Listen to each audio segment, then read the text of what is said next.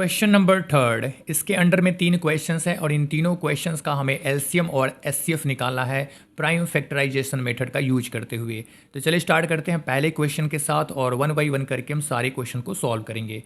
तो यहाँ से हम प्राइम फैक्टर्स निकालेंगे तीनों नंबर्स का, 12, 15 और 21 का।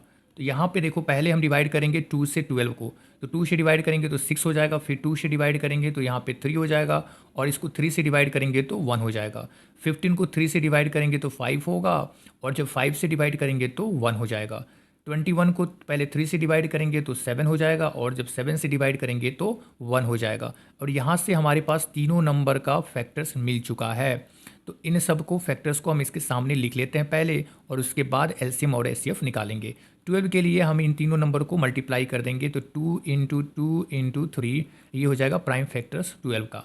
15 के लिए लिखेंगे 3 इंटू 5 और 21 के लिए हो जाएगा 3 इंटू 7। अब हम यहाँ से निकालेंगे एलसीएम और एचसीएफ। तो एचसीएफ क्या होता है?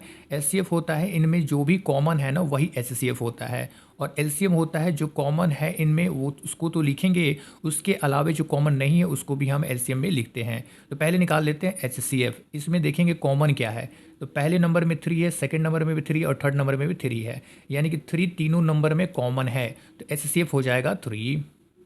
एलसीएम निकालते समय जो कॉमन है उसको तो हम लोग लिखते ही हैं, जो कॉमन नहीं होता उसको भी हम लोग इसमें लिखते हैं। तो पहले नंबर में 2 नंबर था जो कॉमन नहीं था तो इसको भी हम इसमें मल्टीप्लाई कर लेते हैं। सेकंड नंबर में 5 कॉमन नहीं था और थर्ड नंबर में 7 कॉमन नहीं था। जब इन सारे नंबर को मल्टीप्लाई करेंगे तो क्या मिलेगा, देखो इसको मल्टीप्लाई करेंगे तो 2 इंटू 2 4 हो जाएगा, 4 5 जा 20 हो जाएगा, 20 हो जाएगा। तो इसको लिख लेंगे 20 इंटू 7 और 3 को जब इन दोनों को मल्टीप्लाई करेंगे तो हो जाएगा 21, और जब इन दोनों को मल्टीप्लाई करेंगे तो यहाँ पे हो जाएगा 420। ये हो जाएगा एलसीएम और एचसीएफ हो जाएगा 3। ये हो गया पहले नंबर का आंसर। अब चलते हैं क्वेश्चन नंबर 2 में और इसको भी हम लोग सॉल्व करते हैं ऐसे ही।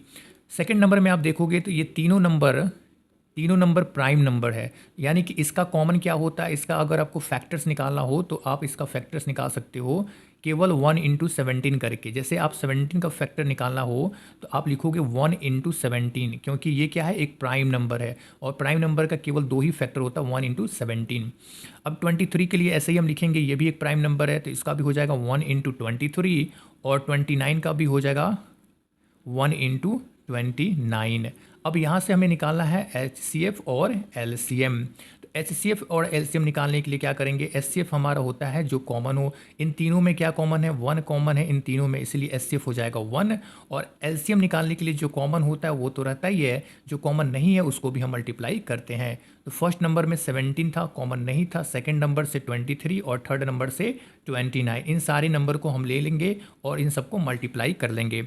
जब इन सारे नंबर को आप मल्टीप्लाई करोगे तो यहाँ से आ जाएगा 11,339। इसको मल्टीप्लाई करने पे इतना रिजल्ट आएगा। तो इस तरीके से एचसीएफ और एलसीएम निकल चुका है। अब चलते हैं क्वेश्चन नंबर 3 की तरफ और इसको भी हम लोग सॉल्व कर लेते हैं। यहाँ से 8 9 25 है तो इसका भी हम लोग निकालेंगे फैक्टर्स। 8 का फैक्टर्स निकालेंगे, फिर 9 का और उसके बाद 25 का भी फैक्टर्स निकालेंगे। तो 8 के लिए हम यहाँ पे 2 से डिवाइड करेंगे तो 4 हो जाएगा और फिर इसको 2 से डिवाइड करेंगे तो 2 होगा और अगेन फिर 2 से डिवाइड करेंगे तो यहाँ पे 1 हो जाएगा।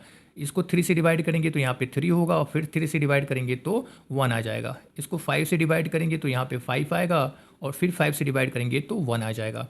यानी कि 8 और 9 और 25 इन तीनों का फैक्टर हमारे पास अब आ चुका है। तो 8 का फैक्टर यहाँ से हो जाएगा 2 इंटू 2 इंटू 2 और 9 का फैक्टर हो जाएगा 3 इंटू 3 और 25 का फैक्टर हो जाएगा 5 इंटू 5।